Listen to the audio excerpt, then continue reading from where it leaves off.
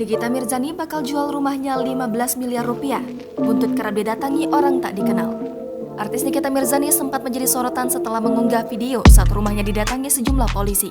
Diketahui pihak kepolisian Satreskrim Polresta Serang, Banten menyambangi kediaman Nikita Mirzani pada pukul 3.00 waktu Indonesia Barat pada Rabu 15 Juni lalu.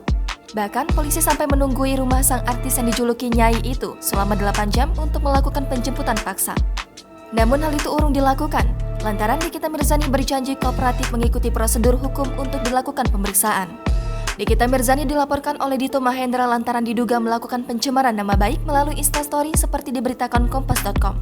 Namun saat memberikan keterangan, Kabid Humas Polda Banten Komisaris Besar Sinto Silitonga tidak menyebut secara rinci konten yang dilaporkan. Setelah kejadian tersebut, kini Nikita berujar bakal menjual rumahnya yang berlokasi di Pesanggerahan, Jakarta Selatan. Menurutnya, rumahnya tersebut kini sudah tidak aman lagi.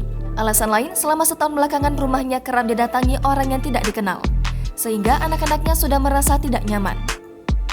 Lebih lanjut, Nikita turut membocorkan bakal menjual rumahnya seharga 15 miliar rupiah. Harga tersebut sudah termasuk isi rumahnya. Jangan lupa subscribe, share, komen, dan like ya!